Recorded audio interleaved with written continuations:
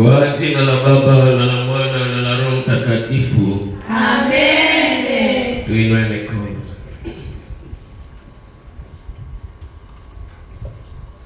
Uje Roho Muumbaji, utazame nyoyo zetu, uzijaze neema nyingi, ulizoziumba nyoyo. Unaitwa Mfariji, paji la aliye juu, chemchemi ya uzima moto, pendo la Roho pako. Wewe mwenye paji saba, tanda takuume Mungu, kianyanueta Baba,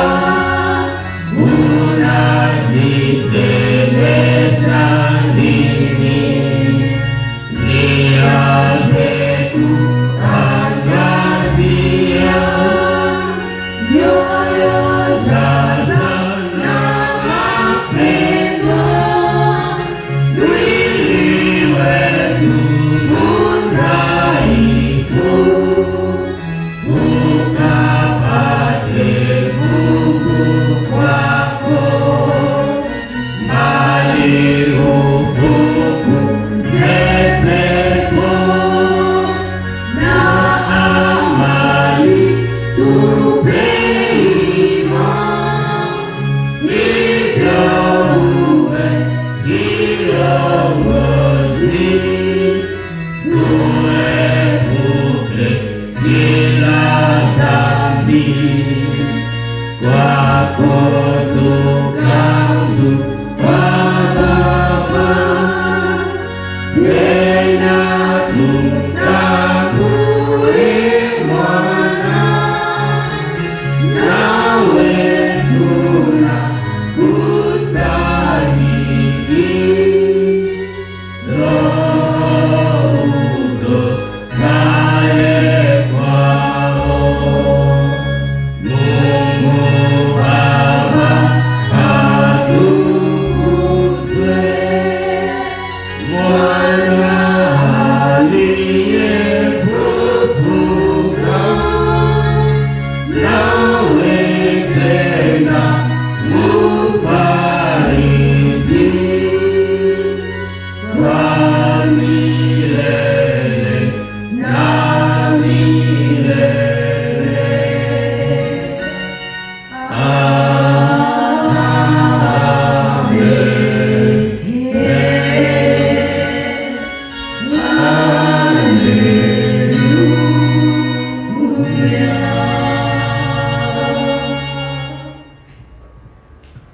Bwana Yesu Kristo, mfalme wa wafalme, mfalme wa ulimwengu, simba wa kabila la Yuda,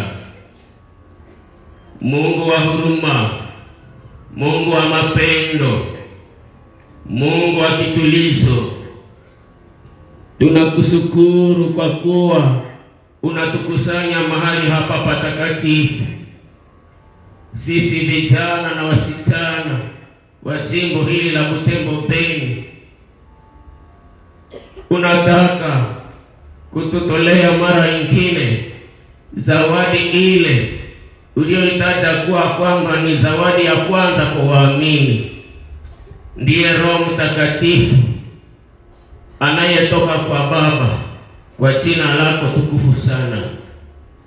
Katika siku kuu hii ya Ascension, yaani kupanda kwako mbinguni, Bwana Yesu, ilikupendeza kutulisha na neno lako la uzima, tukikusanyika wengi hivi kwa sababu unatupenda, kwa sababu unataka kutushirikisha umungu wako, unataka kutushirikisha kazi zako za ukombozi, unataka kutufanya kuwa mbegu hiyo nzuri inayopandwa katika ulimwengu wa leo, ili tuende tumee, tutoe matunda yatakayodumu, matunda yanayolisha watu wa mataifa yote.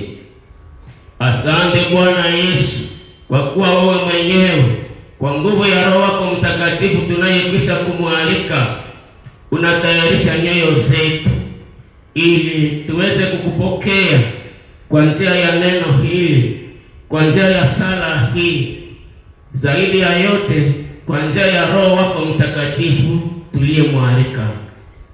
Roho Mtakatifu, pumzi ya uzima, Roho wa Baba, Roho wa Mwana, nguvu ya umungu ndani mwetu, tenda kuliko kutenda, vunja yasiyo ya umungu ndani mwetu, katikati yetu, katika mlima huu na mahali pote.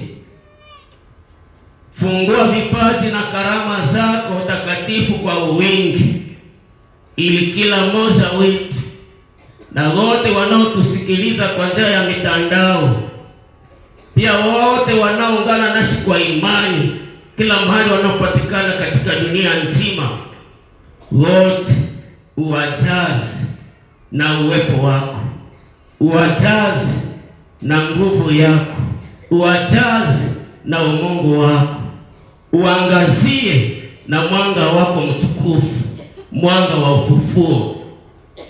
Asante Roho Mtakatifu, kwa sababu wewe ndiwe mwalimu wetu bora. Asante kwa kumweka tayari mtumishi wako Padre Oswald Kibonde, uliyemwangazia, uliyemwongoza ili atayarishe mafundisho mazuri tunaotaka kupokea saa hii. Bwana Yesu, kwa njia ya mtumishi wako Mtakatifu Jerome, unatujulisha kwamba tunaposikiliza neno la Mungu tunakusikiliza wewe mwenyewe. Fungua masikio yetu, fungua akili zetu, fungua nyoyo zetu ili tukupokee na furaha na mapendo na imani ya kweli. Tunashiatilia mikononi mwa Mama Bikira Maria, mama wa huruma, malkia wa amani, mtulizaji wenye uchungu, malkia wa mbingu na dunia, katika mwezi huu wa 5, mwezi wa Mama Bikira Maria, mwezi wa Rosario takatifu, tukiwa mikononi mwake na tukikaa salama ndani ya moyo wake safi sana, tunataka kupokea Bwana Yesu kwa njia ya huyo Roho Mtakatifu aliye nguvu yetu, anayetupatia uwezo na mamlaka ya kutamka jina lako katika upako wako na kuona maajabu ya Mungu ikitendeka kwa wingi na bila kipimo, vile ulivyomtendea Mama Bikira Maria siku ya umwilisho. Tunaomba hayo kwa njia ya Kristo Bwana wetu. Amen. Shangilia, shangilia, shangilia.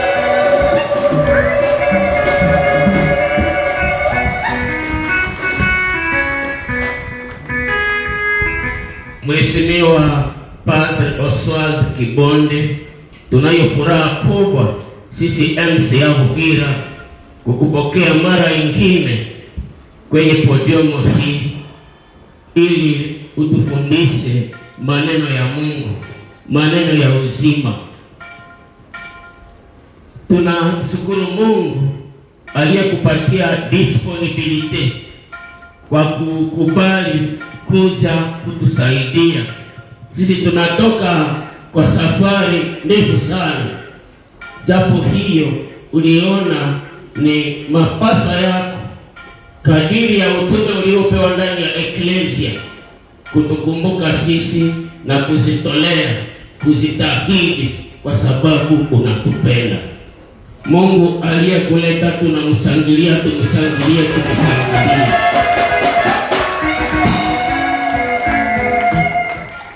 Tunasema asante pia kwa delegation inayokusindikiza.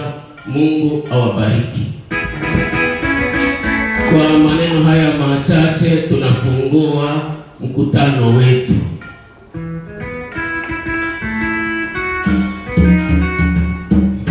Haleluya, haleluya. Amen. Haleluya, haleluya. Amen. Bila yote tunashukuru Mungu na tunasema asante kwa Padri Emmanuel ambaye ni rektori wa sanjari hii, na ni yeye ambaye alituforme. Kama napatikana hapa mbele yenu nilifundishwa naye. Tupigie mikono. Sisi anasema ninatoka kwa safari na ningelikuwa niko kule, mimi niseme nafaa nikuje mbio kusudi nisirate siku ya leo. Ninapofika hapa ni mahali ambako tulikomalia. Na somo ya leo ni la sorcellerie consciente et la sorcellerie inconsciente. Namna ulozi yenye mtu anajisikia kama mlozi na ulozi haujui kama mlozi. Namna gani kuponeshwa kwa ile hali. Mbele ya yote tujue kwamba siku ya Mungu inayokuja ni siku ya nini? Pentecost. Kwa kujua kwa kujua pepo mchafu na kwa kujua pia Roho Mtakatifu ambaye anaharibisha. Roho Mtakatifu anafukuza pepo mchafu, inafaa kwa kufukuza pepo mchafu na unaelewa Roho Mtakatifu na ujue kama adui ni nani ambaye anakusumbua. Unaposema Roho Mtakatifu katika Kiebrania Ruha Kadosh.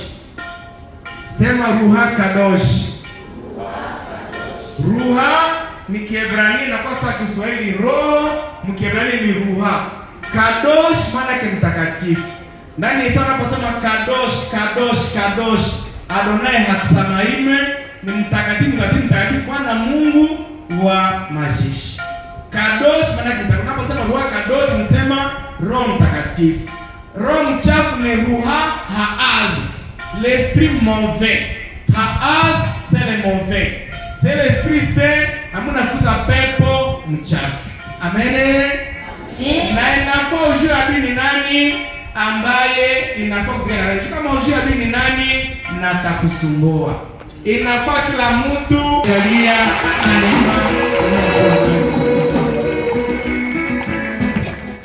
nimefaa miaka zaidi ya 15 tu naongea wenyewe nasumbuliwa na pepo mchafu. Zaidi sana za ulozi na wachawi. Nimeandika kitabu maulizo makumi 5 na kuhusu uchawi na ufungulivu kwa kuzima mishale ya walozi. Waefeso 6 verset 10 à 17. Yafaa kujua adui ni nani kusudi pigane naye. Jua kama ujua adui ni nani na atakushinda. Pour bien se battre, il faut connaître l'ennemi. Na inafaa ujue ulozi. Mungu anasema kuhusu ulozi, na nilipouliza walozi mbalimbali ambao walijifungua, ambao waliponeshewa, wanasema wote même chose. Unapoenda nchi mbalimbali, unapofika Tanzania, unapofika Burundi, unapofika kama Ethiopia, Kenya, hata kula Amerika, kula Europe, nilipouliza wanani ambao waliongoka walozi, wote wanasema même chose. Ndio maana usiogope. Kama unaogopa, c'est fini na watakuweza. Amen. Mwambie mwenzako usiogope. Mwambie mzuri. Usiogope. Mwambie mkenende subaha. Mwambie mulingana kobanga te. Kobanga te. Mwambie mkespanyol no temes. No temes. Mwambie muespanyol muitalien no nabiete paura. No nabiete paura. Amen, amen. Haunaoga. Mwambie acha wako usikwe chipeze cha walusi.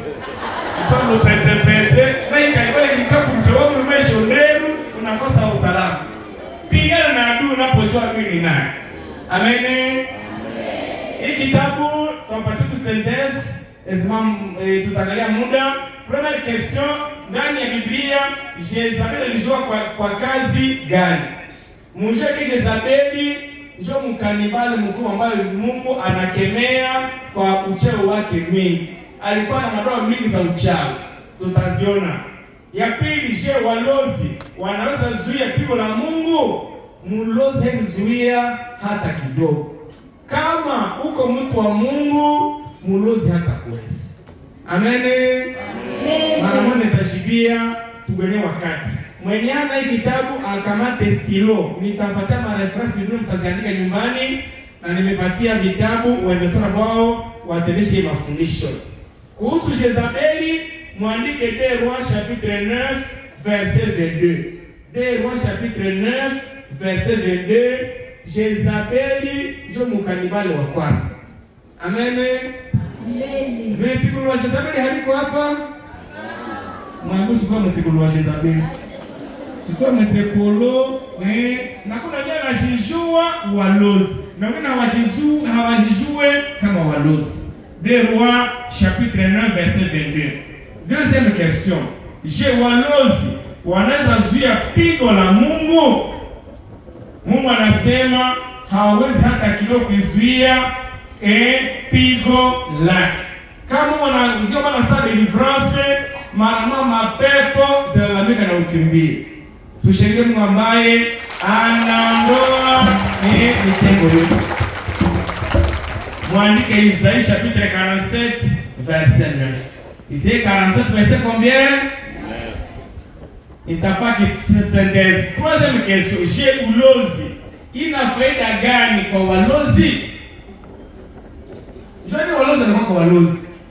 Iko na faida kwao? Mnawaza faida kwa walozi ni nini? Mnawaza ni nini? Ni kufanya nini?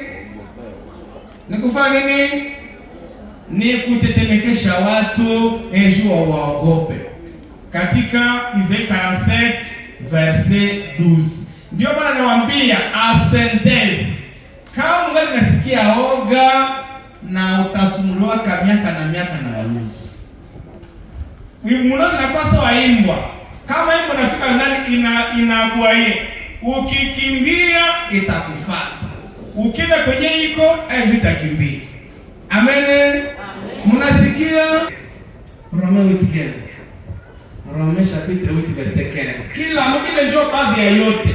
Na mjue ke hata mwendeleza kama shanje sikia au sai sema tunasura na pepo mchafu. Premier element ya kuwepo kwa shetani ni oga. Unaona deja mtu anatetemeka, anafika kwenye kanisa anatetemeka, na anafika kusema pepo nani mwako. Anafaa usiogope tena tangu leo. 8:15. Tusomee. Waroma kipindi cha 8 mstari wa 15 inasema hivi. Kwa maana hamkupewa roho ya utumwa hata mshikwe tena na hofu, bali mmepokea roho ya kufanywa wana, anayetuwezesha kumlilia Mungu Aba, Baba. Amen. Hakupewa Roho Mtakatifu upate kushika tena na uovu. Mungu ana Roho Mtakatifu. Usiendelee usawamini wako, ukiwaletea mapendo yako. Peleka roho yako na vitaumba vipya na nchi itageuka. Kama unasikia oga, alika Roho Mtakatifu. Unasikia? Nena kuambia primary shows usikue na oga. Sasa tena mwanzo usikue na oga. Mukinande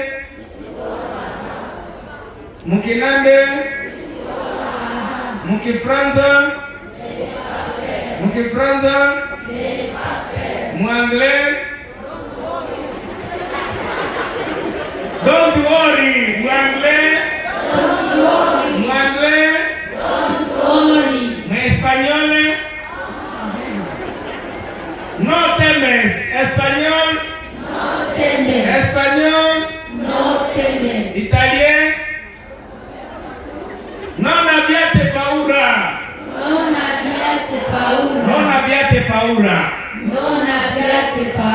Ninawaambia oga ni baze kwa vifungo vyote. Na sini ya kwanza mlizo intercession sini ya kwanza unapita mkutu. Eska usikiake oga ni uwepo wa pepo. Na kama unakuwa na oga, c'est fini pour toi. Mais alikaroho mtakatifu tukiza oga yoyote. Quatrième question. Mungu anaambia nini mlozi anayeingiza irizi ndani ya nyumba yake? Mungu anasema usiingize irizi ndani ya nyumba yako. Tusome Ukumbusho chapitre 7 verset 26. Tusome Ukumbusho 7 verset 26. Kama ushaenda kwa mvua nipatia dawa ya kusegemea hapo ya kubeba kama mkiuno kama watu ujeke unalaaniwa sawa ile irizi.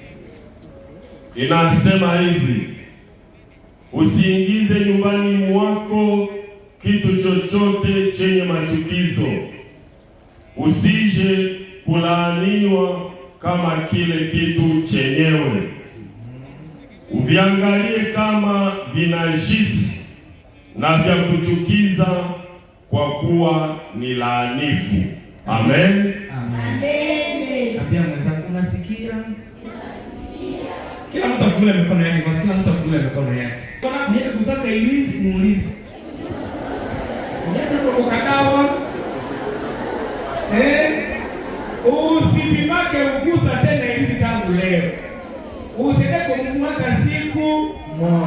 Pale unatoka laana ndani ya jamaa yako. Piga mikono, Mungu atakase mikono yako.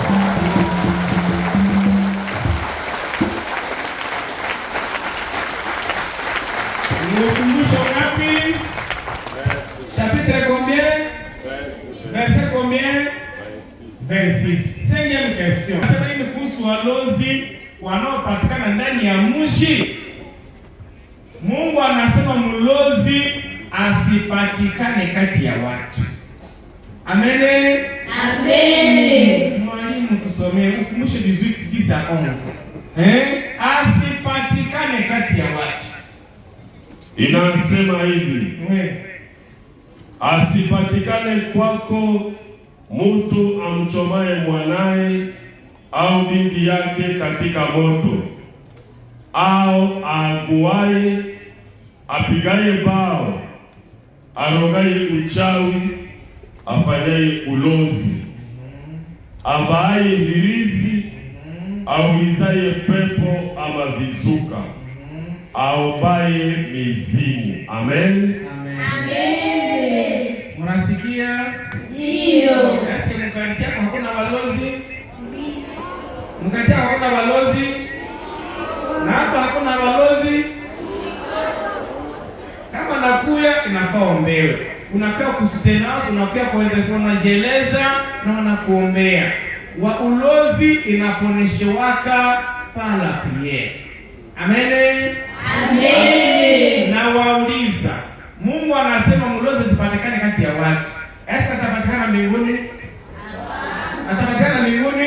Hapana. Ndio maana walozi wa ufumu sawa na kufaka wanakuwa roho inakuwa nahangaika, na njoo wanapohangaika wanakaa na rudia na kusema twapite sekeyo twaya mwile mtana mtia amula mara ya manini ni juro zao zinahangaika. Usikufe na Qur'ani ya hali ya uchawi na ruhusi. Wakusikia asikie. Ni mambo ambayo inaonekana. Tunaombea walozi wengi, tunaombea wafumu wengi ambao wanaokoka. Unapokufa na irizi, roho yako inahangaika. Na mjue kibisa ya kwanza ambayo ilisoma hapa duniani, ilisoma juu walozi ambao walikufa na irizi.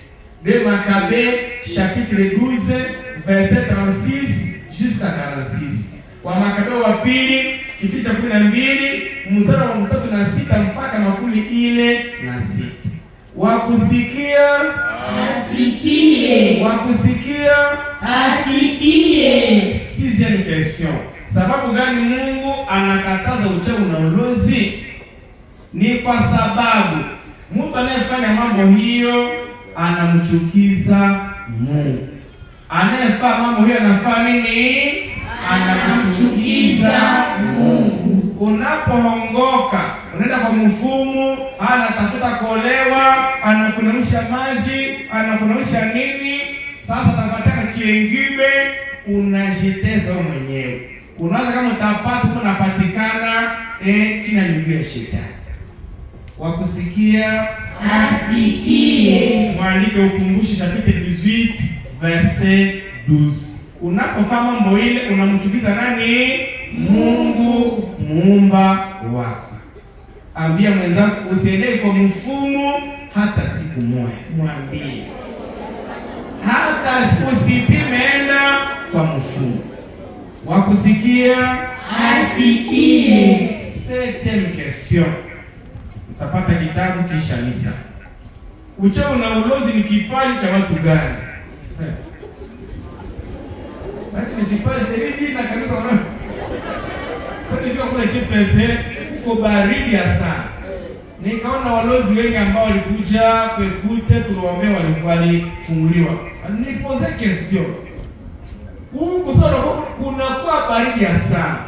Wanakupatia chambre, wanapatia na mablanketi mbili. Unajifuta unasikia baridi sana. Tulikuwa napoze question. Hapo huko baridi sana. Wewe unakuwa uchi, mwili baridi tena nje. Basi unaweza ile kazi. Mpaka asubuhi na kuna vina, mubaridi asila nika kinastahili mshahara. Na mshahara ni mauti. Unapokufa kuli mkwiku. Na kama anabisha unakuwa analia, kwa kuteseka, ulitumikia shetani, unapata malipizi. Mungu anasema ni kipaji cha wapagani, so les païens qui font de telles choses. Ukumbushe 18 verset 13 à 14. Ni kipaji cha wapagani ambao shetani anapatia ile kwa kutesa watu. Na mjue ke kazi ya kubima ni ya wababa. Anuanati pulsa. Kazi ya ukanibale ni ya wamama. Anuanati pulsa. Ukaona mbaba mkanibale ni quelques pourcents. Je sais comment combien de pourcents pour un nécessaire. Ni combien? Wanakuwa nani ya kuchinja tu nini? Mewa mama ni ukanibale. Na ukaona nini mama wa kubina na shakuwa ngongongo. Amen. Amen. Mungu Jezabeli, Mungu atembelee. Mikono ya wachawi inakuwa katika hali gani? Hapo nafaa kufanya angalisho. Unapoishi na mlozi, akupatie mkono, fanya angalisho. Akupiga kwa mabega, mara unasikia mabega ishaba. Hamia bionaka? Hamia visikiaka? Unasikia. Mungu anasema mikono ya wachawi inakuwa na uchawi. Mika chapitre 5 verset 11. Mika 5 verset combien? 11. Tusomele mwalimu. Unapata kitabu. Mika kipindi cha 5 mstari wa 11 inasema hivi. Nitaondoa uchawi katika mikono yako. Na wachawi hawatapatikana tena kwako. Tushangilie Mungu ambaye ataondoa wachawi kwako. Ataondoa wachawi kwa maisha yako. Unaona Mungu anasema defwa, nitaondoa chini ya mikono na wachawi wataonekana tena kwako. Oboka mkono, wakupatia watu mikono, waishe leo Mungu atakase mikono yao. Mikono yao. Amen. Mungu atakase mikono ya walozi ambao akigusa kumutu kumtoto mara moja magonjwa na kufa. Akisinini ile mikono ya wachawi ndio unafaa kufanya angalisho unapoishi na mchawi. Kwa walozi anawasikia walozi wa nini? Mungu anakasikia walozi kwa sababu wanaua na kula nyama za watu katika mikutano yao ya siri. Wakanibale wanauaka na kula nyama za watu. Nimeona walozi wengi ambao apewa wanaleta chinga cha mbaba maparosi mbalimbali. Analeta mkono, analeta nini ya nimeona wakanibale ambao wamerudisha nyama za watu, nyao walikuwa na watu wako na kula. Hekima kipindi cha 12 mstari wa 4 hadi wa 6 inasema hivi. Kwa sababu walizoea kufanya uchawi mwovu na ibada mbaya ya miungu ya uongo, tena kwa sababu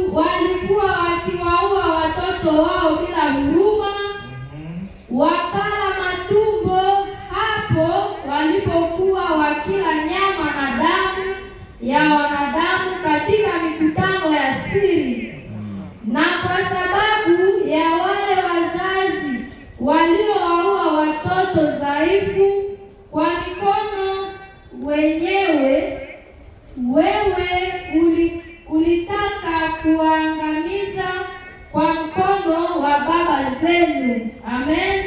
Amen. Unasikia? Ndio. Wale ambao wanaua na kukula na matumbutumbu ya watu. Jua kanibale, utaviona wakanibale kazi yao ni kukula nyama za watu. Walozi wao wanaua, akishaua hachomani na mwili ya mtu. Mekanibalisho wanasema avali, abambakari, avali, abandachiro ni wale wa mama walozi. Mungu watembelee. Kama mkatia kulikuwa mama ambaye alikuwa anakufuatilia katakwa hata kuweza node Yesu ashindwe. Na ndio wanakuwa kubrema kuna wakaliwa wote ndani ya moto. Wakati mafati zinakaribiaka watu wengi wanakufaka mwaka kama ushakafaa nini? Ndio wanataisha fete na kula nyama za watu. Mungu atembelee wale walozi ambao wanakula nyama za watu. Hekima chapitre combien? 12 verset combien? À 6. 10e question. Page 4 kwenye kwenye kitabu. Walozi wanatega roho za watu namna gani? Hata nafaa kujua mitego ya walizo ndani ya makisomo zitafuata. Yafaa kila mtu ajue mitego ya walozi. Wanatega namna gani? Wanashona vigwe vya irisi katika viungo vya mikono na kuweka kwenye vichwa vya watu. Ezekiel 13 verset 18. Joma nafaa unaposhamwambia unapojua siri ya mlozi hata kuweza tena. Kuna mitego wanaweza kutegea kwenye mlango yako, wanaweza kutegea kwenye shamba yako, wanaweza kutegea kwenye kifuli chako, wanaweza kutegea kwenye nguo, unaitia tu mtego basi. Mtu anaweza kuomba libaya yako, nguo yako na kuambia nipatie nguo yako. Unapompatia anatia ndani mtego sana kubishia, unapoivala magonjwa inaanza. Hamia bionaka? Aske mnajua mitego ya walozi? Mnaijua? Ndio maana wanawezaka jua ujui mlozi anateka. Hata nisiko rafiki yako anakuomba tu kitu ndipo na kuchekea, kumbe anatanisha mtego, anapotia ndani muhani. Tutaomba Mungu akanyeke mitego yote ya walozi ndani ya maisha yetu. Simama tuchezee Mungu akanyeke mitego yote ya walozi ndani ya maisha yako. Ukwe mshindi, usikuwe chepesi. Simama uchezee Mungu akanyeke mitego yote ya walozi ndani ya maisha yako. Tutakana kashetani leo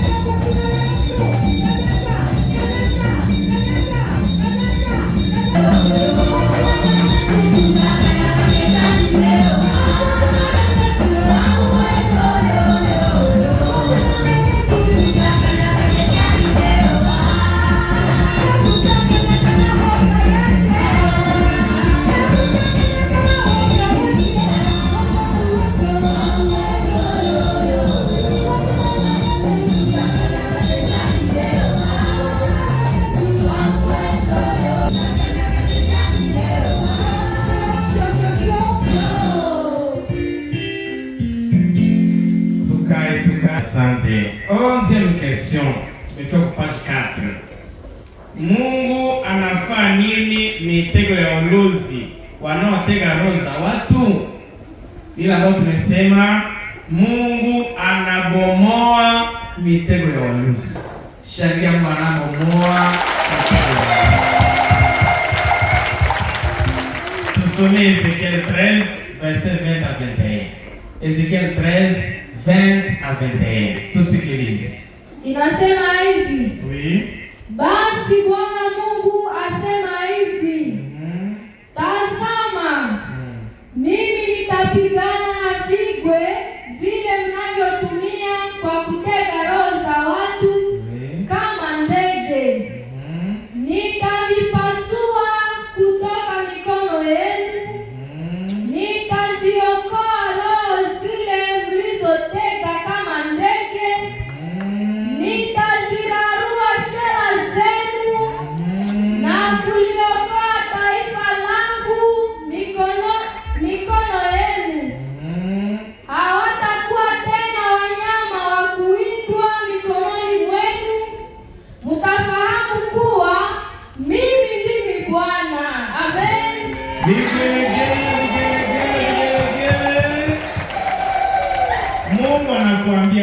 Mungu amekuambia leo. Mungu amekuambia tabomoa mitego yote. Shangilia. Walozi hawatakuweza tena. Kama unaamini na Mungu anakuambia. Amen. Amen. Najua wanaotegwa. 12e question.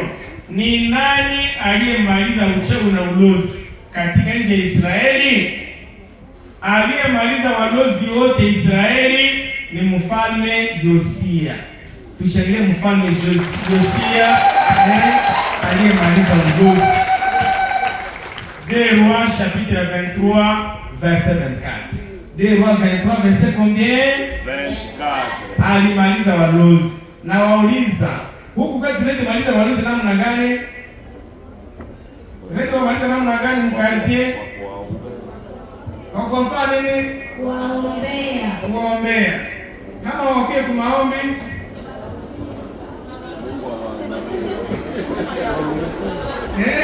Kama wakie kwa maombi.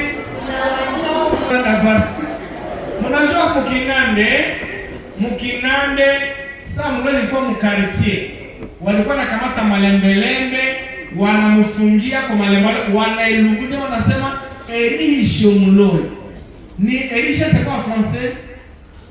C'est quoi en français? C'est brûlé. Mais leo wanafukuza tu mkate. Sasa kwa nini anaenda tena anaenda log? Anafukuziwa hapa, anafika mkate mnajaona vikuku tu na manini, tena wanafukuza pale. Walikuwa na mchoma zamani. Mimi nawaambia nyinyi wa jeune, kama mkate unakuwa mlozi, wewe kama Mkristo, inafaa siku wakati wenyewe wanamupiga mawe au kumfukuzisha. Kisha hela naona anajabina bila kujua. So seleriengo, s'il y a des tels cas, Dieu n'a pas mtu wa kiroho hagombanagi kimwili. Tunasikia? Ndio. Tutie msala, uzime mishela madui wasikuweze tena. Des Rois 23 verset 24. Mkristo anapaswa kuwa nini kati ya mambo ya siri ya wapagani na kutumikia Bwana? Anapaswa kuwa nini? Mkristo anapaswa chagua kutumikia Mungu peke yake na kuacha miungu yote ya siri. Mwandike Josué 24 verset 15, tusome mwalimu. Josué 24 verset 15. Usipate miungu ya siri ile mabianda manini. Tusome Josué 24 verset 15. Yoshua kipindi cha 24 mstari wa 15 inasema hivi: lakini kama hampendezwi na kumtumikia Bwana, basi chagueni leo hivi mtamtumikia nani. Kama ni miungu ile waliotumikia mababu zenu huko ngambo ya mto, kama ni miungu ya Waamori mnayoikalia nchi yao, lakini mimi na nyumba yangu tutakuwa tukimtumikia Bwana. Haleluya, haleluya.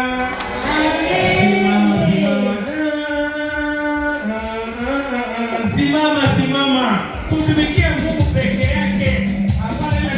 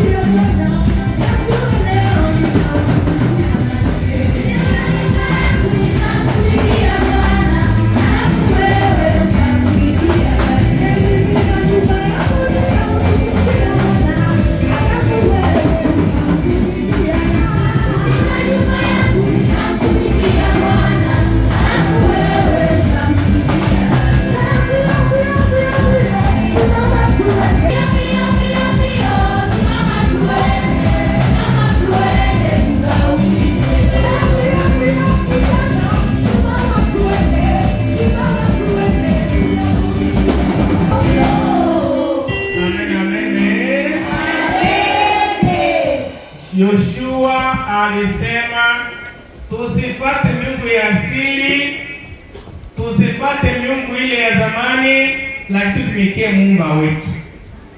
Kuna wale ambao mpaka leo wanasema Mungu Yesu ni mzungu, tupate kitasamba ambaye ni mzungu kule chijinani kule nzuri. Jean chapitre 3 verset 16 inasema, kwa maana Mungu alipenda ulimwengu hata akatoa mwana wake ili kila mtu anayemwamini asipotee, apate uzima wa siku ngapi? wa milele. Hakusema ili kila mzungu atakayeamini, anasema kila mtu.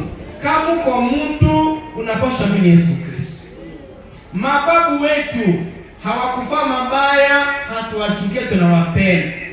Lakini yote ambao walifaa zamani hatuwezi fuata. Tunapaswa angalia na kuevangeliza ambayo walifaa. Mnajua Mobutu Sese Seko? Nani alizaliwa na Sese Seko na gari gani? Wengine mko wa jeune mzalao mwapre, série 2, mais tuko wanandikana. Mobutu mbele aseme akatala Yesu Kristo, za ile Kongo ilikuwa mzuri sana. Na hata ilikuwa premier kisasi mwa Afrika Central. Watu walikuwa natoka Afrika du Sud na mzima pays wanakia tunjiwa Kinshasa. Alipokatala Yesu Kristo, anasema retour à l'authenticité, anakatala mashina za Kikristo na njoo laana ishapata Kongo. Ukikatala Yesu Kristo unajiletea laana. Amen. Amen. Amen. Amen. Na leo imagine kama Kongo iko namna gani? Mandela ambaye ilikuwa nyuma yetu, Afrika ilikuwa nyuma yetu, leo Afrika iko premier puissance ya Afrika. Nelson Mandela yeye alitumika kwa nchi yake. Nilifika kule Johannesburg, kila nyumba munakuwa foto ya Mandela juu alikuwa Mkristo, hata nini kuleta amani ndani ya nchi yake. Eske mkajua kupata nyumba kwa foto ya Mobutu? Eno kati Mobutu. Unapotumika, unapofanya Yesu Kristo, unapata baraka na uzima wa milele. Ukifuata miungu ya asili, unapata laana na kifo cha milele. Mnaona deja tofauti na wazungu wanatoka Ulaya na kia Afrika, siko nawaza kama kwa Ulaya. Wenye unajenga leo, unasema mtu anajenga anafujenga sana mizimu, ni mambo ya kushangaza. Ambia mwenzako tumikie Yesu Kristo peke yake. Na wala mbona mkatala, Mungu awatembelee. Juna ni watu usiwaseme vibaya, ni watu wa kuomba evangelisation. Wakusikia Asikie. Josué chapitre combien? Mko naandika? Josué 24 verset combien? Verset 15. 15e question. Wachana na walozi wanaposikia habari njema wafae nini? Mungu anasema walozi wanaposikia habari njema na wachao wanaofaa mairizi na kuvitumia waongoke. Kama vile Simoni mfumu. Simoni alikuwa grand féticheur, alikuwa na mianganda na mirizi. Aliposikia mitume anafundisha, aliongoka na kubatizwa. Tushangilie Simoni mfumu ambaye alileta ufufuo. Tusomee Mathayo 8 verset 11 à 13. Tusikilize. Simon ambaye alikuwa féticheur aliongoka na leo ni anasifiwa. Matendo ya Mitume kipindi cha 8 mstari wa 11 hadi wa 13 inasema hivi. Okay. Lakini walipomwamini Filipo aliyehubiri habari njema ya ufalme wa Mungu na jina la Yesu Kristo, walibatizwa wanaume na wanawake. Hata Simoni mfumu naye akaamini, akabatizwa, akashikamana na Filipo bila kumwacha. Kuona ishara na miujiza mikubwa iliyotendeka, alishikwa na bumbuazi. Amen. Tushangilie. Wewe semble kanibal, utakoka siku gani? Siku gani? Siku ya kubarikwani. Siku ya kubarikwani. Leo. Mathayo Mitume chapitre 8 verset combien? 11 à 13. 15e question. Mlozi anapoongoka anaelezea watu hali yake ya zamani? Anaeleza? Ndio. Wenyewe hapo wanaweza pia tuelezea wenyewe washaka okoka. Kati ya watembanyaji. Ndio, nilipofika kule Tanzania. Kuna wengi kule barama hakuna oga. Huko watu wanajificha vichaka, kama mtu ashaokoka na ashaokoka. Hata alikuwa anaonza, alikuwa anashakula watu saa leo nilienda muona sana nilikuwa kwa wajili ya somo iliyopita, leo nimekuwa na 19 ilikuwa wakati naonza. Na shakula watu saa alikuwa na ulozi mkono yake ushaonesha hivi mara moja nakufa magharibi. Tulimuombea na kutia mafuta ndani ya mikono yake, alipata kabisa manifestation forte. Tateka nimfundishaka ulozi na tulipofukuza ile mapepo akakuwa deliverance moja tu. Ndio maana mkanibale unapojifungua unaambia wanakuombea, wanakemea vitu za ulozi, mara moja napata gerizo. Amen.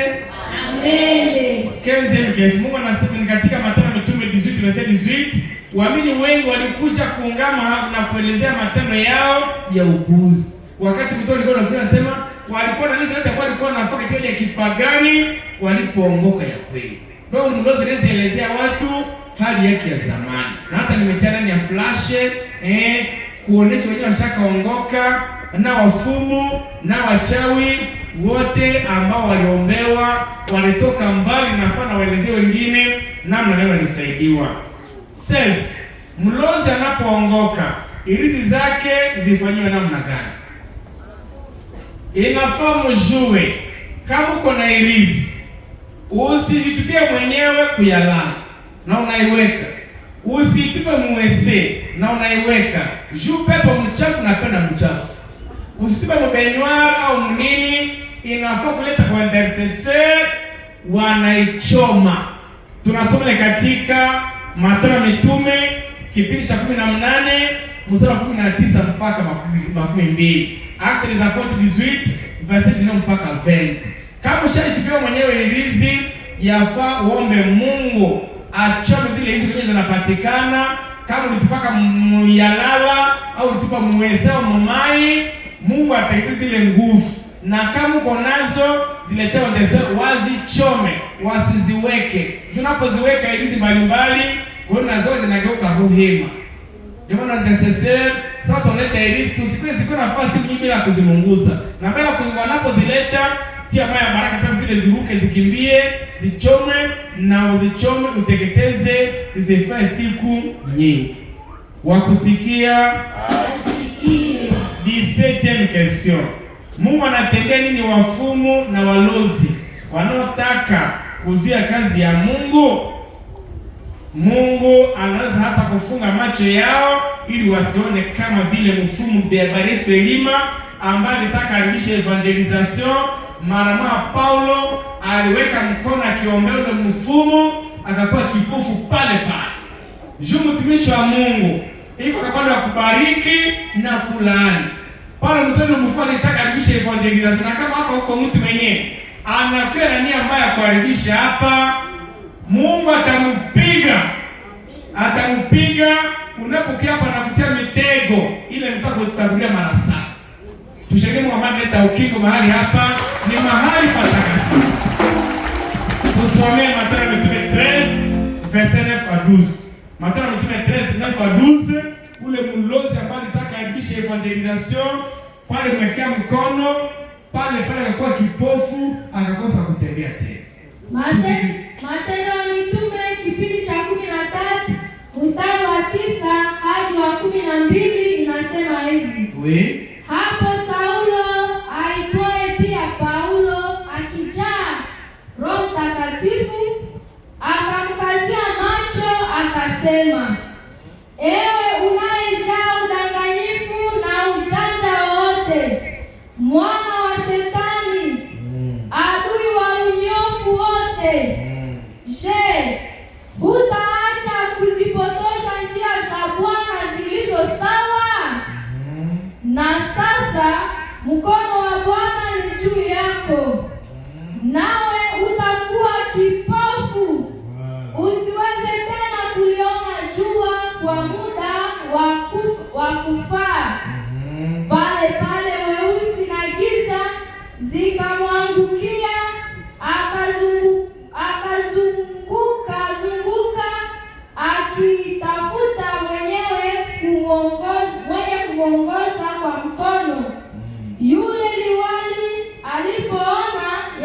yaliyotendeka, aliamini akaona ajabu kwa mafundisho ya Bwana. Amen. Amen. Tushangilie Mungu ambaye kitaka kiweza kusikia Paulo mtume. Kama kuna mlozi wa kiburi anasema kwenye mikutano atakuwa anatega mitego yake, Mungu ampige, aone mkono wa Mungu ndani ya maisha yake. Naye aokoke sio mfumo ambaye alitaka haribisha. Paulo mtu alifanya nini? Alinoa mkono tu juu yake na kuomba Mungu afunge macho yake. Amen. Amen. Amen. Jumo nafahamu jua mtumishi wa Mungu iko na uwezo anambia Mungu faa hiki, piga ule adui. Unasema hali katabu, akakumsa Bramono katabu. Ni Zaburi. Kuna masomo de imprecation ya Biblia. Unaposoma zile Zaburi, Mungu anapatia pigo maadui wako. Uko na maadui? Walozo wa kusoma wake Mungu awatembelee wapate kuongoka na wapate ile pigo ya Mungu. Amen. Amen. Lakini usiogope, usiwatende nini upate kama Mungu awatembelee. Na kama unakuwa na kiburi chao kipate kurudia. Wewe nawaambia usikasirikie adui. Usimseme vibaya. Kuwa na mapendo. Hasira yako njoo porte d'entrée. Unapokuwa na hasira kwa mlozi, mara moja anakutesa na tuangalia. Kama unapata deliverance, unafika nyumbani mlozi tena kuchukiza, mara moja nasikia roho yao tena unarudia kwako. Hasira ni porte d'entrée kwa mapepo sote. Mnapenda walozi? Mnakasirikia walozi? Voilà le secret. Unapomkasirikia c'est fini pour toi. Penda adui lakini kwa mbali. Tunasikia? Umupende lakini kwa nini? Kwa mbali. Jua ushika kama naye anakupenda. Tutaona ndani ya kitabu hiki. Je, walozi watafika mbinguni? Mungu anasema N-O-N. Galates chapitre 5 verset 19 à 20. Ndio anasema mlozi anakufa, anakuwa chechisa, anakuwa ponori, anakuwa anahangaika esprit errant. Jua nafasi mbele ya Mungu. Na Mungu anasema mlozi patikane kati ya wanani? Kati ya watu. Kwa njia zile question mpaka 20 quelque ni vyombo ambavyo walozi wanatumia. Eshongisa, echose, mbingu, orwamo, echisambo, amaranga, eriroo. Yafaa kujua ni vyombo gani ambavyo wanatumia mtaona ndani ya kitabu kisha misa. Kwa mfano eriroo. Kila mlozi anakuwa na eriroo. Ndio chombo cha base kumlozi. Ndio maana tunaona katika makisaba zitafuata, kama unaishi na mlozi, ukikata nywele usizitupe kwenye mlozi anaona. Ukikata makucha au nywele au kutoka kutoka ngozi yako au nguo yako ambayo gusa mwili wako sana nguo za ndani, mlozi akizipata anatia muriro mara moja anakuloga. Mnasikia? Mnasikia? Ukikata makucha ndio ukilamu kwa shakata nywele zako, omba sana. Akanitia mlilo, utasikia kichwa chako kinaluma, na kama hauombewe unaweza kufariki. Wakusikia na watafikia pale matemazi ya walozi kwenye tulipita kule ndani ya parokia mbalimbali namna gani wanalokaka. 26e question. Umloi ni nani? 27. Kuna tofauti kubwa gani kati ya umloi na umuli? Mnajua tofauti? Niliwaambia hekima 12:4-6 umuli akali ya bana. Ndio wanasema huyu ni muri mkanibale mumbakali. Na nilisema 90% ni ya wamama. Umuloi 90% ya wababa wao wanabinaka kwa kunana na kwa mtu hamukula kama hana mkanibale mwana faili. na wanaotembea kulungo njo wale. Kama mbaba anakuwa nini, anakuwa mlozi, anatumikiwa mama, kunakuwa kanakosa ka ONG kagrupe kwa wakanibana. Kila mtu anakuwa na kazi kimkale ka ONG wakutembeza background motal barungo na anakuwa anatembeza kabisa, anafanya kolose mwenyewe kurungo sana. Mafia mingi hata na hapa ndio naka kama mara mingi. Je, kuna mezali zinazosema kuhusu walozi?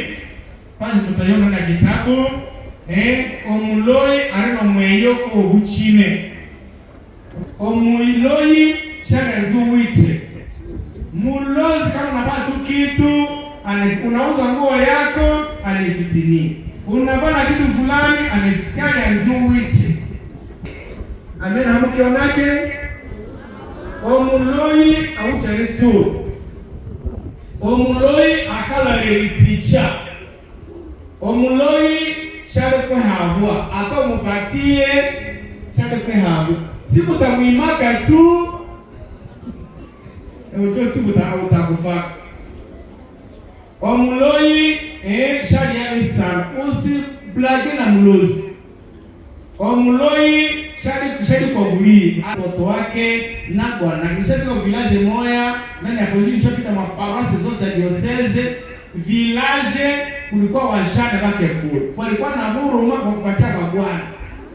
Leo unakula bwana wa huyu mwingine mwezi bwana kulikuwa wageni basha kwa wajane presque moja au kuna nini huruma wa watoto. Kulikuwa nani nilifanya na parokia kwa anepase mke kulu mkanimana na shamaliza watoto wa mtoto na mumbere yake ashamaliza kukakula. Akakula tena akaua tena kamsaka kamenda masomo kama 6-7 akakaua na kwa hiyo alikuwa anabakilia na chakula kingine. Wake mumbere akashakuwa baba mkubwa Biblia ilipomwambia ke na mtoto amekufia hospitali, Bwana akakuya na hasira msifake. Alipofika hospitali akaonyesha mtoto na amekufa. Akabeba mtoto maiti mgongo. Akaenda na mpanga kwa mamake mke kuu. Na hiki ndio maiti mgongo. Alipofika kwake akatoa mlango kanini na mpaka mkono. Akasema wewe mama, umemaliza mtoto wangu, huyu mtoto umemuua, hautamkula. Ninakuua, tutakuzika na mtoto na mtukulu wako. Mwanamke kulu akaogopa. Akasema mulu sasa muongo. Mwilo musala akamlalisha mulubu wabua. Unashulubu wabua. Musala mkubilaje salon na mafika naye na kwa refectoire na kwa dortoir na kwa jicho kwa kuku na inakuwa mafika akamtia pale. Akaenda mkashamba yake kule ndani. Akatoa kule nasha pakala ni mafuta mzura na kumikono. Na habari bibaya. Akasote maiti 3 fois.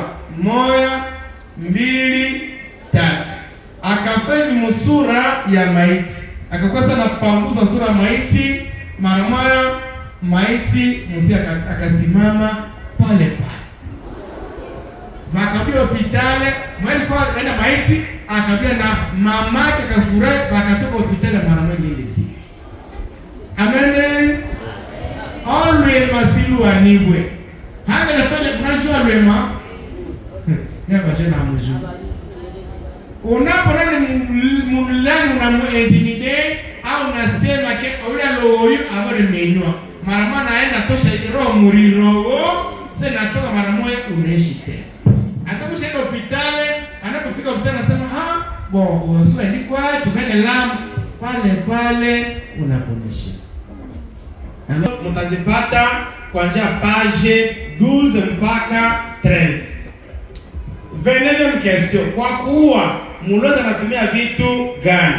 Ni vitu vingi ambavyo anatumiaka vitu mingi zaidi sana statuette magique. Anakuwa na kasanamu kwa kufanya mtu, anapotobola shida ndani ile sanamu, unasikia maumivu, atakapo kisangani, unasikia maumivu. Ndio maana unazilota. Semblable agit sur les semblables. Et une partie agit sur les tout. Ndio maana niwaambia kama unakata nywele zako au makucha au nini ndio mwili wako, ile sehemu ya mwili wako akipata na tatesa mwili wako yote. Ni mtoto alitahiriwa au ile placenta, naambia waganga sawa unazaa kama hospitali wewe tupoka ile nani ya watoto ile placenta ukenda tu kama ya baraka. Pale kuna shitaka wakanibale wenyewe wanabebebaka ndio unasikia watu wanakuwa na kufa. Sasa mtu anamata anamtupana ile shimo mwelelea kama utie baraka wakati unakuwa na bebeba na kwenda kurungo na kuwa ule mtoto mali sali. Yafaa kufaa angalishi. Mtaisoma au anatumia bunyati. Kwa hiyo nataka loga anatumia kariba kanyasi anakwenda tu bunyati nyumba yako anaenda kutrete mara watu ile nyumba wanaja magonjwa na hata wanaweza kufa. Au chimaombano anakamata tu nini chimaombano unafunika ile chakula akipata anaenda itrete ndio anakula ile chakula mara moja une partie agit sur les deux. C'est le principe ya basorcier. Les semblables agissent sur les semblables. Ile statuette wanapotoka mabega yako mara moja inakuatena. Kama utapata mguu inakuatena kama hauombe. Une partie agit sur les deux. Kusema sehemu moja ya mwili wako inatesa mwili wako yote. Wakusikia? Unapojua ile utajiepusha na mishale ya walozi. Ajikataa hali ya ulozi. Wanafaa uchawi gani kwa kumtambua? Wanafaa ila wanatasha obwenda na ya pili walikuwa nafaa echilemu. Mnajua obwenda? Mnajua chilemu? Ni ulozi kwa kutambua mlozi. Obwenda walikuwa nafaa nini? Kama unasema fulani ni mlozi anajikataa. Wanawaita wenyewe wanataa walozi, wanaleta pale. Wanatia sumu mu chakula au mpomo. Wanasema muikunywe. Kama uko mlozi unapokunywa mara moja pale unaanja bili. Kama uko mlozi unaweza kula na utasikia kitu. Amen. Amen. Amen. Ile ni obwenda. Na hii inakuwa obwenda hali mbalimbali. Sasa kulikuwa kule Kasindi, musika anakatala, mgaso anakatala mimba ya mimba, anakatala mimba, anasema haiko hiyo nimesha mimba. Wakatafuta ule wa kufaa obwenda. Wanatafuta mtu ruturu, hakuisha miaka 2. Unajua mtu ruturu? Ndio. Ndio wajana mmusha kwa mara kutamu jiti nani? Omuturu simba. Ile ndio wakishatosha mihindi ile karoti. Wakayambia wakamleta pale. Wanasema mugarso. Wanasema na musika naye akole kwaye. Wanasema musika alume kwaye. Yuko mkoa ya garso na ya nani? Wanabana na garso na wao alume kwaye. Kama huko kama mimba ni yako unakufa hapa. Mara moja saka ogopa Alane ni mlozi kwa kujua mlozi. Echibebu ni wakati wanafaa wanawakisha moto ya ulozi. Mkono kwenye moto. Kama uko mlozi inakulunguza pale. Kama uko mlozi unaweza kusa ndani ile maji ya kutokota, unafisha ile museye ndani ya maji, hautasikia kitu. Kama uko mlozi mara moja unadungula au unakufia pale. Amen. Donc nabo ni mlozi kwa kufaa kwa kutambua mlozi. 31 question. Walozi wa kanibale wanatumika namna gani? Mjue ke ku village. Neka kunakuwa mlozi kama mchef ni mlozi, bibi yake ndio anakuwa mkubwa wa kanibale wa kuile karti. Wanatumia na saka ONG, kiko na organization yako. Ndio maana unapokuwa wenye katika intercession, kuna wale wanasema sasa mimi naacha iliza kasi wenzangu hawatanitesa. Kama ushatumikia Mungu wanapokuombea, unatumia kikundi cha walozi, jiokoe katika kikundi cha walozi. Wengine nao inafaa kwa denoncer nao tunawatembelea wasikie mafundisho yenye itawasaidia. Amen. Ile wazee nafanya kazi wanajua ya kufaa. Mtu anaweza kuwa mlozi au kanibale namna gani? Kuna njia ine kubwa kubwa. 4 voies. Unaweza kuwa mlozi kwa kizalikio. Ni kusema kuna jamaa zenye wanasema mimi na watoto wao tutakuwa walozi. Joka mnakuwa muhanya.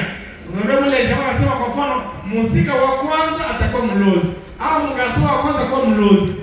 Mara sio unazaliwa pale pale automatically unakuwa mlozi. Nilifanya hospitali moya kabebe mama alikuwa shikaogopa na gari kwa maternity.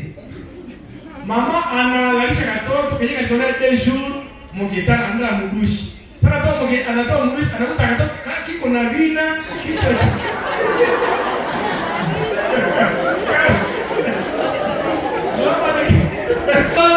Mpaka kulifika. Kaji kichwa chini ni mikulu yule kiko na kabebe. Wakaenda kamata grapere yake, njoo alisema au mtuwa beremo. Araba mli babri musohaye kesha kulikashi. Nilifika na Chabinyonge. Chabinyonge kule kulikuwa mama alikuwa mfumu na watoto alikuwa nazala watoto cheno cha mtoto mwana eleze historia ya kwao na ngali ku maternity. Anaeleza sokulua tu fulani bio fulani kabisa kanaeleza historia yote ya chana chao. Wale mshengea kuhima na angali ku maternity. Iko vraiment mambo naona kama zamani jamaa ya nani ya walozi kama ni kufamile mlozi inafaa unaombewa, unaomba mtu wa kizazi wanakata ile lie na tutakuwa mzuri. Amen. Kabebe kakueleza. Unakumbuka tena kabebe kama nilika ile nengali mlango walikaleta kutoka Goma. Kile kilikuwa nasema Luka alizaliwa kumsikia 2012 na wao. 2012 mtoto alikuwa na barua mkono. Niko na barua mkono. Walipomleta hapa nikamwekutea mule. Mubebe wakele kimwa kama siku mwa simwa. Sasa niliwanafika mule ina makesema nauliza mama, sasa mama anashindwa, mbebeje anashibia. Ndio mama anashindwa. Ndio mama anashindwa, kabeba kanaja funga macho, kanaweza bulu sauti mtoto wa sani mwa, kanaweza historia ya mama anashindwa, ndani yako betana akatana kanafunga macho. Nikabia pere abe manesele inafaa nikie pere Kinyama alikuwa Kiro Waliambo aje kuwa baptisé njoo tutelesha intercession. Kwa sababu jina la Moise mesiju kama ashiki nishampoze ni barua mamake kama kwa hiyo fikia Liambo kutoka Goma kama kwa hapa mjene yafaa akuje kusudi nimuone nijua mama aliandaka kama Kisangani ile mama ambo eleza mwenye padri Anataya alikuwa anasema msauti ya bababa wakati yenyasha lala anasema sauti ya pate yenyewe nasema Lubazi. Ben Kinyama wakati ule na ningali Liambo mkatista wa Liambo akambatiza. Alafu mamake akaenda Kisangani. Alipofika kule Kisangani kisha miezi 6 mtoto aliweza kufariki. Ave Maria. Pole sana. Mwanzo ndio Moize, jina Moize. Tutamwombea yule mtoto. Sasa alifaa sivi kule. Tunamajuku kwa sababu nimero yake. Alienda kama wazee mbaya, kwa sababu nimero nani mbaya. Nafaa tujue sivi. Personal. Ya pili, lazima mlozi kwa masomo. Kuna kwa masomo ya ulozi. Wanakufundisha mara kuna wakaniba na wanafundisha watoto wao ukanibani. Yeye na basikake wote wanakuwa kanibani. Hao baba na mpagaso wote wanakuwa walozi. Na hata Afrika West kuna masomo ya kujifunza ulozi. Secondaire na university, faculté sociologie. Hizo nafaa pedagogie, nafaa chimie, na nafaa sorcellerie. Na unapata diploma Nous sommes célèbres. Hein? C'est vraiment des païens. C'est vraiment des païens. Ya tatu, unaweza kuwa mlozi par contamination. Jamani, mfano angalisho, kama mtu anakupatia kitu kanyama, mko mfete, unaona mtu anajua ni mkanibali, anapatia kata benye. Kabenye kado sema la, ukule benye vraiment, aliko mli kwenzana. Deko na ekula umekuwa mwanamemba wa ulozi. Ametira kwa wafumu maramu unapoekula, munakwenda kumakimbaseke nafasi yote. Au mtu anakuta hospitali kuletea kanyama kapata hivi. Deko na kakula sefi. Amia msikiaka, amia msiku na kula ovyo ovyo. Siku na kula ovyo ovyo chemera, maisha yakauka, fanya ngalisho. Siku chemera, unapokuja mkanibali, unapopatia chakula au benye, iwe tunasema ndio kula, ende itupa. Ende itupa. Usicheze na mlozi, anaweza kuweza mambo ya mablaki. Utasoma ndani ya kitabu hiki tutaeleza yote. Walozi 33. Kati unaweza kuwa mlozi pa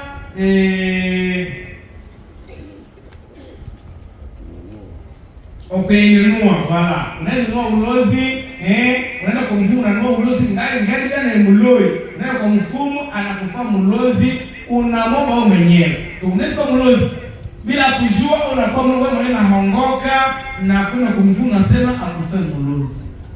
Na ni hatari kwa dola kate façon d'être sorcier. Na madeta mtazipata ndani ya kitabu. 23. Walozi wa kanibali wanafanya mikutano yao ya siri mahali gani? Wanafanya mikutano yao karibu na maji au chini au ndani ya mti au kwenye njia panda, ndani ya nyumba ya mmoja wao au nyumba ya yule ambaye wanataka kutesa au mahali pengine. Ndio maana hizo unapita Muropwe, unazikuta minui, unasikia kusiku ya saa moto inawaka pale. Sasa biko nafanya mikutano yao pale. Na hapa kuna wale ambao tunawaombea kama Bwana anakutetea usiku, wakaona nasema mpaka ndio mchukuli kitu cha mboka akale hai. Unakaja Muropwe, kumbe unapiga pale mchukuli cha ndio hata mcho. Wanaenda tafuta ile mboga na mtoto anaweza kufa, juu ulimwaga mboga ya watu. Au kama uko nalala, unasikia musalo, watu wanasema musalo, unataka hausikia mzuri, bado unasikia maswali unasema musalo. Unasema kwa kweli na mwangika, ya saa bado umeangika na mtoto na kwa Maria na haliko tapa. Au unaona mplafo, nyumba ya Mungu ilikuwa kwa na mambukuli, unasema mplafo uko maimbwa, uko mapusu. Au unaona pale mbukuli unakuya, tunakuangalia na logo kule na mama baba ndio kuna kuangalia haiogope kule ni mtu tupaka baraka kuna maana kwenda kuipige uichora inafaa unaona kule unakuwa unalala unakuta kumsikia hivi na kuangalia hivi na unalala na umelota mbaya lamuka tuko nje tuko maya baraka uipige kama na kitu fast unaipiga na njoo umepata ushindi. Unaona zinafuatana zitua. Sasa ndio mshamba zinafuatana Jakababi na ikota ya Taistad. Nikusema ni mama na hizo muziki yake Taistad.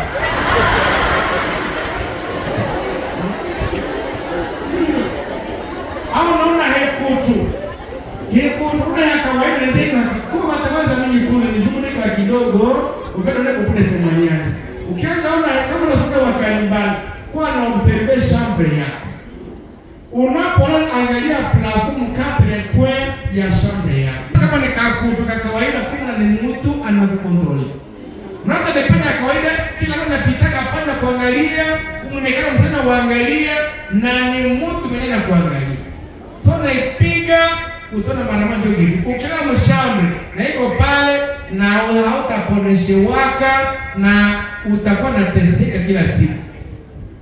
Kama baraka mara moja kwenda neutraliser unaiua na njoo de France ya. Unatoka hapa MCA au Tabora. Wamekuombea umekuwa bien. Mimi nafika kwako vimbukuli jeshi msimu. Zinaingia mshamba na sitara kwa blanketi yako, unakutisha ingia kwa blanketi yako na sotesa na funula usilale kama yeye. Mnasikia?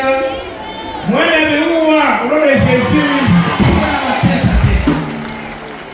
Hawa kama kidudu, unaweza na kidudu, unaona nene mchuzi zinasema kurudilisha yako au chikoro au nini, ni watu wanajigeuza ile manyama. So des éléments de mauvaise augure. Ni za mingi sana nafika tafuta fishi mafundisho ni matumaji ni hata na reteni. Juu watu wanafuka sana kunyumba. Maana iko ya kawaida umana imekufa. Na sasa kile kuyote ni ya shetani no. Hapo kuyote ni ya shetani no. Kuna ile anasema iko suspect. Sisema kama kuna ni mara sio mbaya, akaona mara pepo kibia. No, ni ya kawaida. Ni ya kawaida. Temayaje. Microphone. Oui. Shalom wapendwa. Shalom. Mungu anatupenda sana. Ni mambo yetu naishi kabisa. Na temanaji yangu hii mie peke niliishi. Nilipokuwa na mimba yangu ya pili.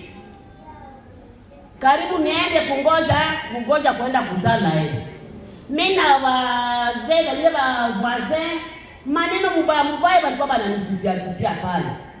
Banasema mtoto wao habamlemberake hivi na hivi. Kusema maneno mabaya. Siku moja niko nafunga kavalize kusudi niende kwa maternite. Kweli tukaona ile mbuguli ile mbeba. Mushambre inaingia mushambre yetu ya kulala. Baba Gerard nataka kuipiga inatuangalia. Haikimbie. Tukasema iko panya ya namuna gani? Sasa watu kisha acha ikasheria tu pole. Tukakosa kama iliendea wapi. Niko natarisha kwenda nikaenda kwa maternite jioni. Kufika kule nilikuwa tu sikukawia. Mmeshaza mimi wapendo wa Mungu sikutoka kule mtoto. Kabila wangu alibakiaka kiondo. Na wakati tulipotoka maternite kufika kunyumba, unajua wanatupokeaka sababu ya kilio Wamama wenzangu wiko wanatayarisha chakula ya kilio. Mama mmoja akasimama na udai wake wote. Aliingia mumapika. Chungu ya nyama mboga yenyewe wageni wanakula hiyo pale. Ndio. Anakuja, "Munipatie kale ka nyama." Yeye peke anaingia pale nyumba kutafuta nyama mchungu. Mama akashukuru asema, "Huyu mama, jumbe kwa upele ndio la siku." Anafanya huko nini? Daniel, wakati ni mama tusikia habari yeye alikuwa kome si. Nikamshuhudia kumpatia.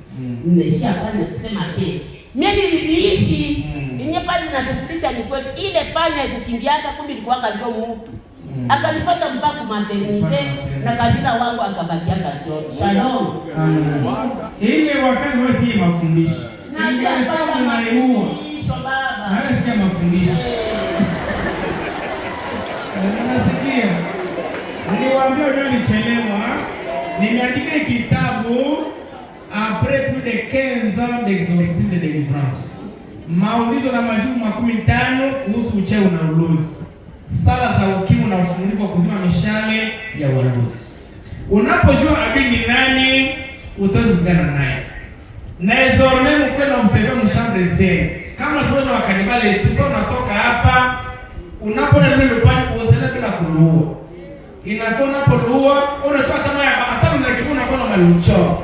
Sasa hivi sio tazama tuko viko na kuchoma pale natokea na imekuwa liberation yako. Mnasikia? Ndio. Mnasikia? Ndio. Ninatoka kule Wicha. Nilipofika Wicha hospitali wa Masero wa Blood. Nilifika pale mama anazoa kutoka mamimba karibu 5. Tena akasikia nini nime na tatu. Nilipofika pale nikaingia tu mshambre yake nikaona kakupiko mkwe kana mwangalia hivi. Mama analala pale chichi ajike abiko na mwana. Iko na mwangalia. Mara nikamwambia mase leta mtu tuwe kale kapu. Sasa nikamleta nikaja tu kwa maya baraka tukaka nini kwa kuongea chini mara moja mamuvu yote nikaisha. Yusaki kwa pale so nalala anashuka unasikia inaregea unashika kulalamika kusudi anafunga kinywa anafunyaga tumbu na ndio unaona kesho yake mtoto anatoka. Amen. Amen. Hii kitabu kuna picha malaika wa Mungu anapiga malaika wa shetani. Mtapata kisha misa kule kwenye bisi ya IGC kisha misa. Tuaje fuata shughuli niko nakimbia. Angora kwa mbele minute. Kwa mbele minute mtaipata après. Ila tutasijika Mungu shakimbia. 34. Walozi wa kanibara wanafaa safari zao za kipepo namna gani? Ile inaitwa voyage astral. Matemati zimeziona zamani za wafuna walozi. Ile voyage astral anaanza dédoublement. Anaanza dédoublement, mtu mmoja anakuwa wawili au watatu. Anajiacha pale ukitanda, hata anajifunika na ana mwili ambao unamfanana inatoka ili ndio anataka anafinyanga watu. Na saa tarudia anakutanisha tumbo yake pale, anashiraza juu yake, anangani yake na njoo nakuwa tena mtu. Na kama unaoa mkanibali, amen, au unakuwa na mtoto mlozi, inapokuwa usiku unapomtingiza habushe, ato mtude chini habushe, muache iko safari.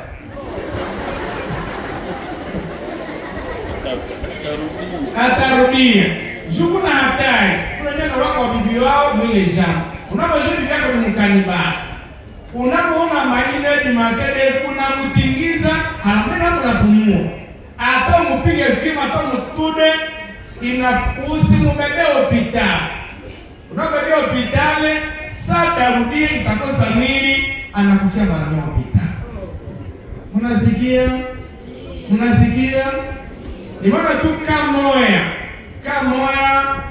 kule Busea imekuwa mbili na hapa Mtwara. Kuna mkanibale mwenye anatokeaka mwile system hajui kurudia. Anatokea kila siku, watu wanasema mama hapa anatokea, milango inafungiwa, asubuhi 6 inafaa wamfungulie, wanamkuta nje niko na ikala nje. Anashika tena kurudia ndani yake, ile ni deka ambayo ni Mtwara na kule Busea. No, inafaa nene vaja strana, kama mtu anakufinyanga, sekesha kwa na dédoublement anakuwa wili watemetea watamanyaje hata kuflash. Inafaa tujue siri ya mlozi asitusumbue tena. 35. Wakani bwana wanatumia chombo gani wa kusafiri? Wanatumiaka orungo. Na orungo, nesi ya mnajua orungo, ni mnapepela maharagi au mtwangio au kilo au ingine chombo. Amen. Na mnasiaka mkartie, mumama anamkuta neko uchi, anaongea kati ya watu. Wanatumia karibirani damu ya watu. Kama natoka hapo mpaka Beni, kama nitaka damu ya mtu ya kidogo, anafika maboya usiku, anaanguka mara moja na iko uchi, mnamkuta asubuhi na iko pale mbele ya mkia. Hamna msikiaka? Sasa karibirani iliisha kwa shere. Au kitovu cha mtoto kilikuwa kidogo, mara moja pale pouvoir naishia, anaongea mnamkuta nje na iko uchi. Hamesikiaka? Ni makaza mingi zuri cha kimbia, unaenda ndipo kule temanyashi. Ile orungo inafaa. Na unapokuwa na lota, na uko na kubeba mgari, unaenda kukimba seke, unaenda kunani maropwe, ila usiwaze kama unapata rasu uko unaenda kurudi. Nenda mfuso kila siku inatembezwa na mshoferi na mama yuko pale. Nasikia kuna nani afaa kujua na unapokusiku siku nani asijulikane. Kama unaona nikata ma question mgonjwa tutafika kule ulizo angao kumwanza ngao mbele minute. Leza mbele minute.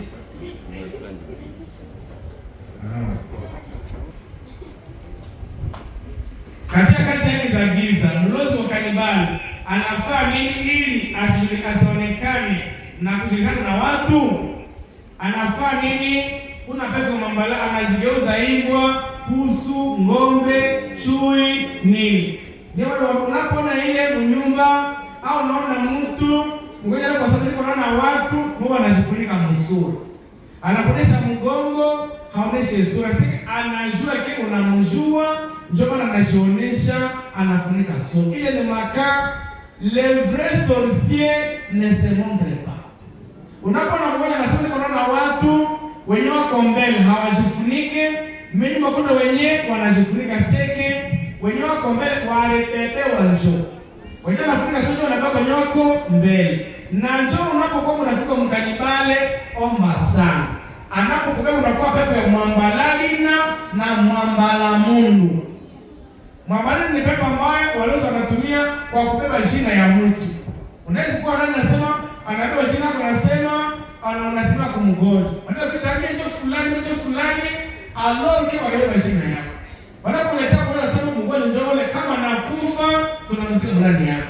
Kama ule bedogo utafanya nini?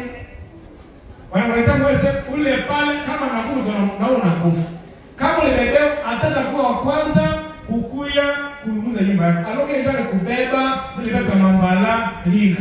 Mambala ni baba mwana beba sura ya mtu. Wewe unasema ni kuna fulani anakaa na kiso na serikali anataka nuo. Mara ndio kuita inafai mambo ya ulozi discernement. Kuna ile ambayo inaitwa ulozi leo, naye anataka toka kufunga hata siku moja, na hata maana moja wanakusema unakuwa na bebewa na walozi. Mbona unapobebewa inafaa kuombea. Mnasikia? Wengi wanabebewaka sasa na wakanipana. Ndio nafaa leo kama kuna mtu hapana kusumbua kwa wanajifungia sura katika mchana wa leo sana leo, wale wa kumichana amuka waoneshe waadili wote waonekane. Na Mungu pige hivyo vyao kwa sababu kusoma katika giza au kugeuza mambo kule mu plafond au hizi nini, mali inafaa yote sans effet. Unapokuwa unaleta maimbwa zinakufuata manguruwe mangombe, ni watu ambao wanajiguza mangombe. Au tunaweza na mpasele unaona ngombe luko nje. Unaamka asubuhi na haone hatunaanza kuishi, unaona tena luko ngombe hata ngombe za luko mpasele. Mbona unaamka asubuhi hata mvua ilinyesha, hautaona kwenye ngombe likanyana. Sasa ni watu ambao walikuwa pale, na inafaa ukemewa kama Yesu Kristo na jina la Yesu Kristo. Transit. Walozi wakalikuwa wanatesa watu namna gani? Mwili, omubiri, moyo, omutima na roho echirimu. Tujue ke apatia mwili wako wanaweza bana roho yako. Apatia roho yako wanaweza bana mwili wako. Ana mubiri na mutima ni chirimu yafaa kufanya lisho. Kama unaamka asubuhi huko mpasele yenu na kijua siku hizi ndani kinani ile ombre inakuwa ya mrefu. Unapoona mlozi sio unasema hapa kichwa kinakuwa kule mbali. Sio na unajile place na najile place. Ndio maana ndio nyuma sasa anataka bana kizimu yako. Anakanyaka, anaibada bana kizimu yako mara moja unaweza kufa.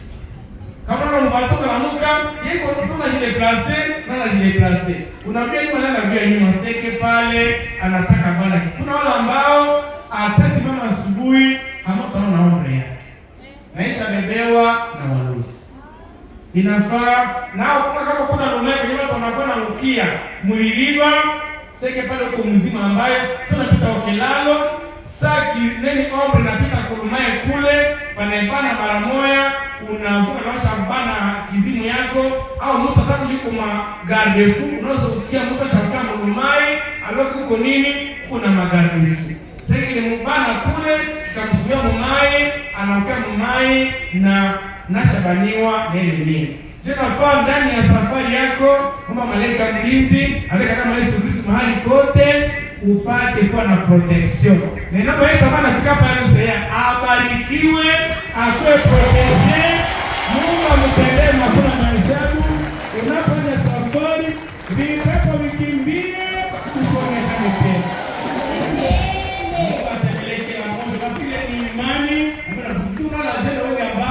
Na dimasha ndio mlango wa kanisa. Sala za huku kadiri imani yenu, mmoja yote ambao mnahitaji liwe.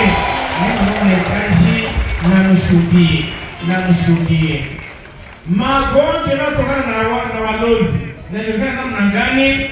Atone pima mikroskope, muapare gani? Hawezi ona. Nisio kupita unasema unasikia mwili mbaya, mwili kilo, shingo kilo. Lakini kupima unasema maexame zote ziko bien. Bali pia hapa mwili iko kilo. Unaposikia shingo unakuwa kilo, wakati unaikala kushingo. Unaposikia mwili unakuwa kilo wa moto, ile maboko unaikala kululi. Na sasa tunasikia ile leo unaondoka, unatoka mmoja pata gerizo. Na Mungu anileshi ile kazi ndani ya maisha yako. Gerizo total kwa kila mmoja ambaye amefika, ambaye anafuata mafundisho kunako radio au kunako internet. Namna gani walozi wanaua na kula nyama za watu? Wanakula njia mbalimbali. Sio matemaiza wote. Hata kule Amerika imefika kule Niuliza na kule Europe, kule Kafarnaum, kule Asia, kule Tanzania kwa walozi wengi ndani ya village kule. Anaweza kula liyai, anataa jina ya mtoto kwa kuwa mtume yako na amekula ile mtoto. Aikula kapieye, anataa jina yako mara moja amekula mtoto. Anaweza kula livuti, anataa jina yako mara moja anakula. Anaweza kula kajogo na amekula mbao. Jamani nafaa mule straight na jina. Mungu abariki jina yako. Waloza sikie tena. Wanapotaa jina lako, Mungu aizime prise yako. Unakuwa na lisa wako. Leo tutatafuta mtu fulani. Kama kwa chipete. Mekuno nye anapotaa jina ndani mtano ya siri. Marama moto waka hapa nasema ndani akaka kalire tunataka kwa kahulu. Marama unapata ile France. Amen. Shani ya kwa protection kwa kuletea. Kitabu hiki ni kesho nimelotangaza. Sababu gani? Walozi kuna nyama kila mtu. Kuna wale ambao mtu WhatsApp hii. Nani kanibali ya kupita mbali moja inafunyana. Nani moja inafunyana. Na mababu benyuka hapa kama jamaa yako ndio wanafikia. Jua nini? Kuna maporte d'entrée ambazo inafaa kufungua. Inafaa kufungwa kusudi sio napita kupitia ile hali. Na sila ambao natumia walozi ni gani? Ni silaha mbalimbali. Hizi kuwa walozi wanatumia sana maapizo, anaweza kuambia ukila ngi utaona. Kama unaogopa na utateseka. Kama unasema ujile Yesu Kristo taona kitu, unakuwa umesema mishale yote ya walozi.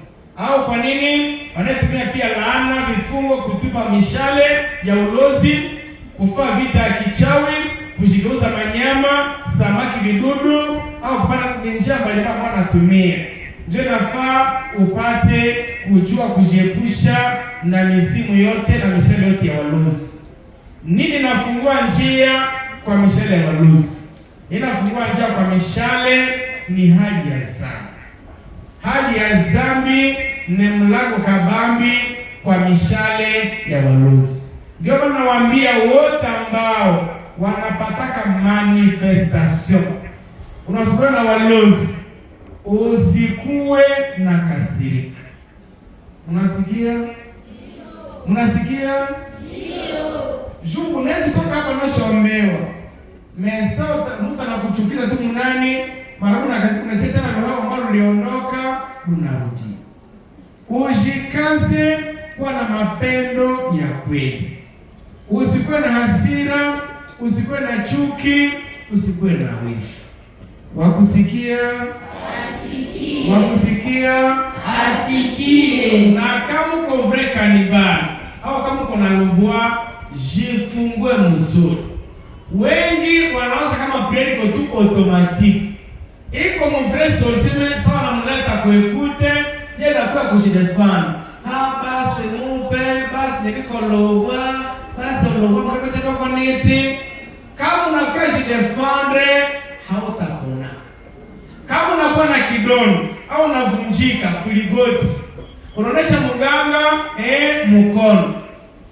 Unaweza kuponeshewa. Sasa kwa nini kuna lameki? Ulikuwa na mcha pale jua nini? Unaweka bana kuyaka alama kwa mwili yake. Sasa ulozi anakia kuekuta unaposali, unaona maalama za ulozi zinaonekana. Macho ya mlozi yako ya kawaida inakuwa sawa ya kusu, na mtu anasema wakati kama unaona ana mgonjwa hospitali, so unafika tu hospitali unaona macho ya mgonjwa, maana sio wakati haikuwa tena macho yake mimi nakuwa sawa ya kusu. Na sasa unafasa unaona mara anaanza kulolera kana kwa sababu huyo anakuwa ni choma. Unaona hata anapata manifesta hata wale waje sala deja ndani.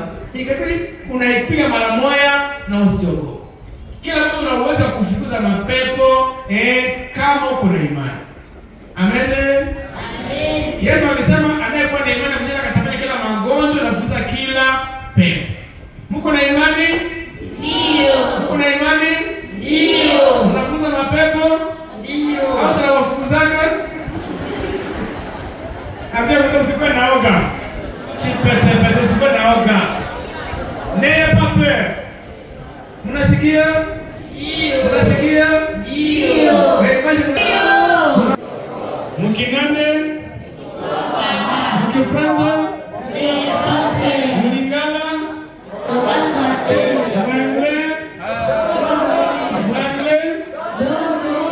Mwitalien?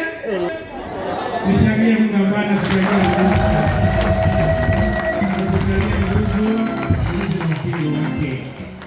unapopamia yafaa kufanya kuzima mishale yao, muandike Efesiensi 6:14-17. Utamalizia pale, jibudi kuna kimbia, inafaa kuvaa silaha za Mungu. Kama zile silaha atoa kufanya nini? Wanasema lolo kali ile sio lisharoto. Wewe mwana jiogopa sawa nini? Mnatemeka deja. Wewe watakuwa pia kila siku ni kuhamuka na kulalamika. Kila siku unatoka unaambiwa hapa tena magharibi unasikia mbaya.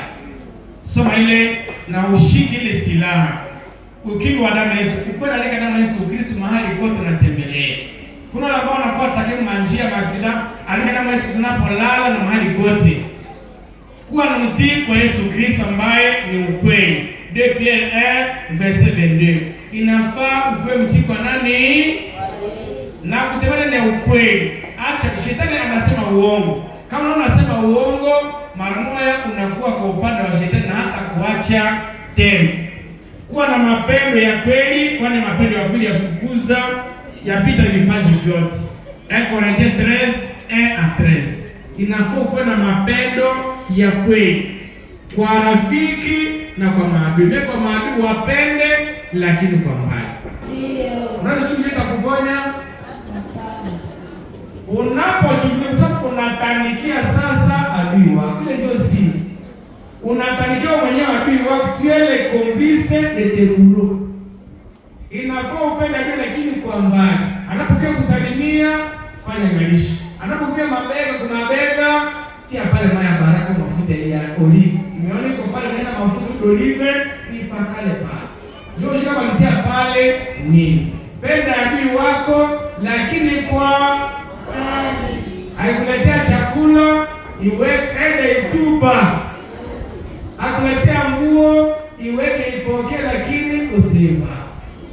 Inafaa mtu anashikinga kwa hatari za maadui. Kufaa mafungo na maombi, yafaa kufaa mafungo. Ulifaa mafungo nani alikula asubuhi? Sio mkono wale niliange sema mkono mbele ya Mungu hayo kula milia kisha baadaye Mungu anafanya mafungo hata siku ya deliverance. Unaona kwa sababu na mapato ziondoka na tabika petrol na tabika. Ndio tabika. Ndio kunafanya. Ndio kama Amen. Mwandike Mathayo 7:7. Sasa kama unasumuliwa sikazi kwa nafanya mafungo. Kuna mafungo ya shule ya 3 jours ya 22 jours ya 40 jours. Hata jours unakula kula jana magharibi, utaona tena leo magharibi. Kama una estomac, kama una diabete, kama una mimba ya murenji, kwa nafanya mafungo. Ambapo unakula misa ikishaisha. Ni hapa ukulia hapa ukisoma. Tunapiga tu siri ya deliverance.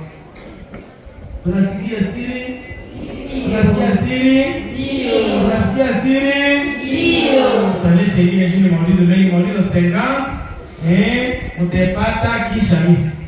Maana hitaji kitabu mtapata kule chini kisha misi. Mtu tunataka anja matemoignage, tuganye muda juu tunajiandaa kwa siku ya Pentecost, yafaa tufae pia Yeriko kwa ajili ya matayarisho ya kungoja roho. Na watu ambao nasikia kaoga, nawaambia sele jiledia ngo kama wewe naogopa na hutakona, au unajiogopa au unafanya na hutakona. Unaposikia ngo alikana Yesu Kristo, na pale pale utapata uponyaji.